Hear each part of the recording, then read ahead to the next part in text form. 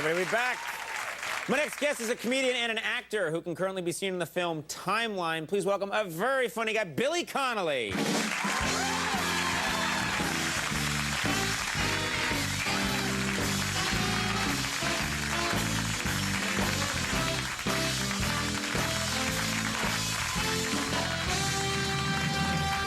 How are you, Billy? Very, very well. You doing well, are you? Very well. I've been Yes. talking about myself for weeks. It's Weeks and weeks wonderful. you've been making the rounds, just talking about yourself. Lying, Right, yeah. right. Discussing how great you are, what an amazing actor you are. Well, you do the tour and you tell the truth for the first week, and Right. then it gets really boring. So, Right.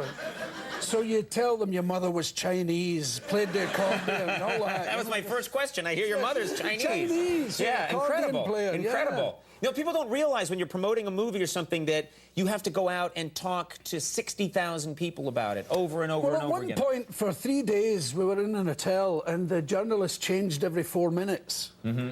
And you're there for like 6 hours, and just the door opens another one. Can they all ask the same questions? Right, so you start lying about it and making it more interesting and stuff. Yeah. And then it gets out there that you're a murderer and that, you know, yeah, all sorts of clever stuff. you've dated a horse in the late 50s, all that kind of good stuff. Yeah, cannibal, you know. Oh, now, I want to ask you about that. I heard about this, that you said you had an idea to save the world. This would solve all of the world's problems. And this sounded like a fascinating idea. It seems incredibly simple to me.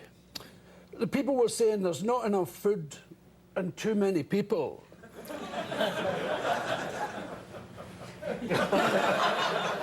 Cannibalism's obviously the answer. If everybody started eating people, is that what you're saying? For instance, yes. If we ate one person each. One person each. I'm not saying you should do it forever, but if we eat one person each, the problem would be halved overnight. That's a good point. You eat somebody I don't like, right, and I'll eat somebody you don't like. I want to eat the person I don't like. That would be the fun. I don't like that person. You can do that. And people of different nations might taste different. It may be very exciting. And then you could eat the unemployed. Right. Suddenly, unemployment drops. Right.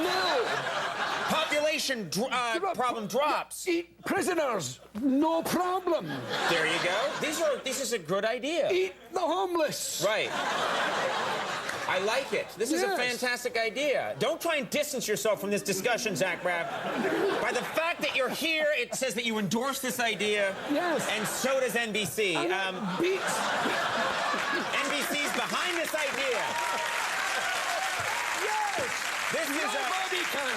NBC. Now, here's the problem.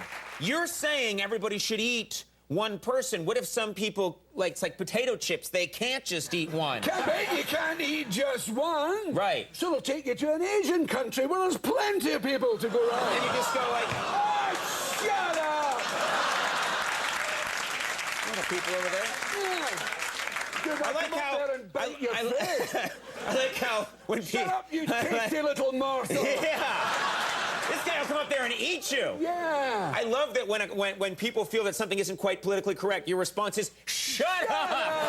And that took care of the problem right there. Absolutely. I learned that from George W. Yeah, it's good. Shut up. Either you're for me or you're against me. Yeah, it's a good thought. Absolutely. I want to ask you about something, because I had to go to a wedding about a year ago, and it was a friend of mine of Scottish heritage, and I wore a kilt. Yeah. I had to go and get a kilt for the first time. Did you like it? You know what? I liked it better than I thought it would. Yes. And now I'm just wearing dresses. But the point I bought one for Robin Williams for his birthday, and you can't get the guy out of it. He wears it all the time. He wears it everywhere. I like it when I'm in Scotland. I wear it and stuff. But it's the wool is kind of jaggedy, you know. Yes. Yeah. It makes me kind of purple about the ass, you know.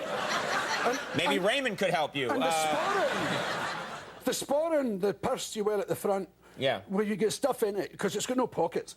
And it bounces off you, and it gets... Well, why? First of all, I wore underwear. Are you not supposed to wear underwear? Well, there's two schools of thought on it.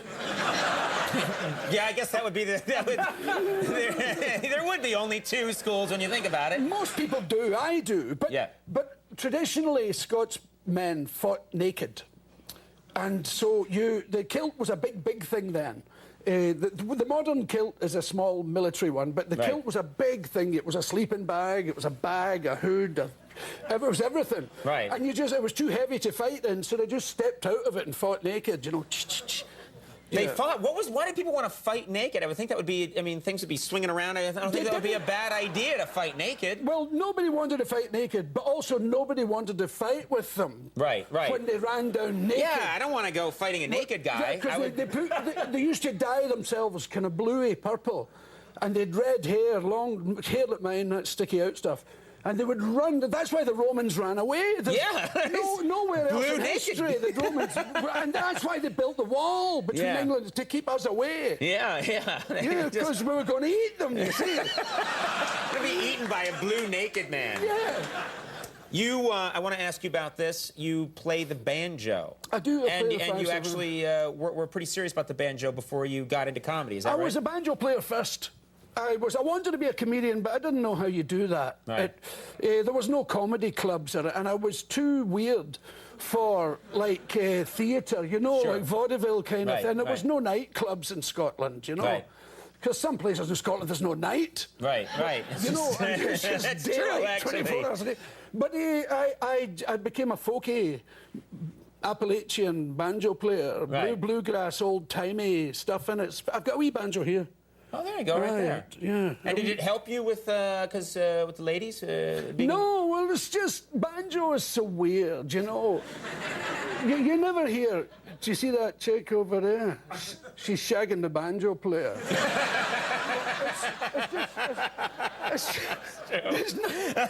And it's like banjo players are odd. They play banjo because they love banjo. Right. That's it. Guitarists play guitar to get laid. Right. Fiddlers play fiddle because their mother made them. and pianists do it because it was the biggest bit of furniture in the house, and somebody had to. Yeah, you know? Somebody had to learn. It's there. Someone had to learn. And they're the weirdest because they've been to millions of parties where the party's behind them. Right. You know, they're playing the piano and everybody's having a great time back, so they grow up really weird. Yeah, well, that's true. Scott's a freak. Look at him over there. Banjo players are lovely, Yeah. Well, and you still do it now? No. I do. I play every day of my life, Oh, there you go. I do, yeah. Next time you come on, you got to give us a little Steve tune. Martin's a fantastic player. Well, yeah, he used to do it as part of his act. Kevin Nealon's a great player. Yeah. John McEwen of the Nitty Gritty. We sometimes all get together and pick a little. Eric Idle's a great guitarist. I'll sit in with you guys sometime. Would you? Oh, yeah, I've seen you play. I'll blow on a jug. I've seen you play guitar. Yeah, a little bit. I'll just blow the jug. I'll be blue and naked and bite your arm. Banjo is very, very good for you. Yeah, no ladies, though. Timeline is in theaters right now, and The Last Samurai opens next Friday. Absolutely. I've become a huge star. It's so great when... I've never heard a segment end that way. No, Al Roker said it once. Well, thanks so much for being here. Great to have you. It's a pleasure. Billy Connolly, we'll be right back. The Brian Setzer Orchestra.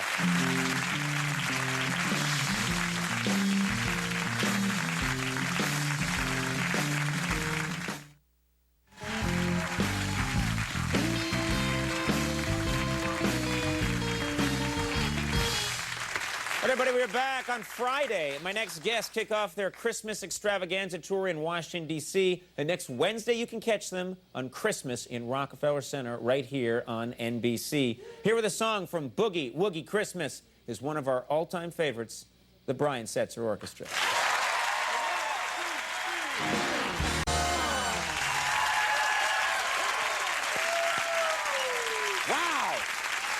Does not get better. The Brian Setzer Orchestra will take a break. We'll be right back. We're going to play again. Stick around.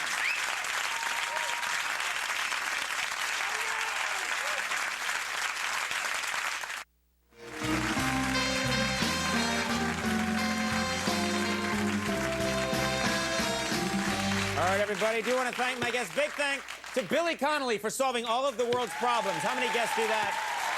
Thanks to Zach Braff for being here. Oh, yeah. And here once again to play us out, the Brian Setzer Orchestra. We'll see you tomorrow.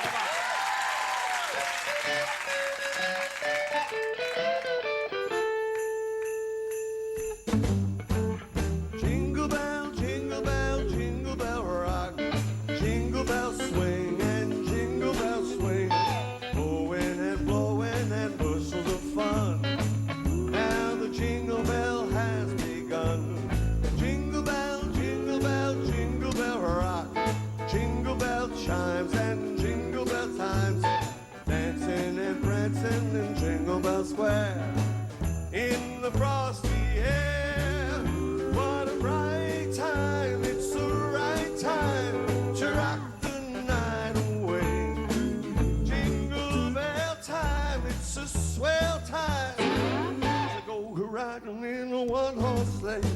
So giddy up, jingle horse, lift up your feet, jingle around the clock.